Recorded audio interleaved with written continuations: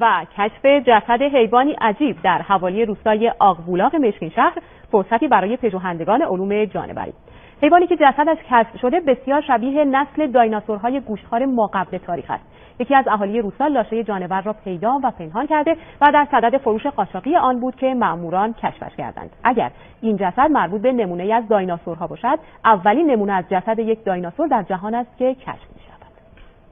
حدود 65 میلیون سال پیش بود که آخرین نسل دایناسورها از بین رفت. اما پیدا شدن لاشه تازه یک گوشتخوار در نقاط صعب العبور دامنه‌های کوه سبلان اردبیل باعث شد که کارشناسان محیط زیست با تعجب روی این گونه جانوری بررسی‌های لازم رو انجام بدن. بررسی اولیه روی این گونه مکشوف توسط یگان حفاظت محیط زیست نشون میده که این لاشه تازه از بین رفته و پوست و گوشتش هنوزم روش هست. نتیجه رسیدیم که از راسته گوشتخواران این گونه، هرچند بررسی‌های نهایی با توجه به هماهنگی به عمل آمده با سازمان حفاظت محیط زیست و مراجع علمی در دست بررسی که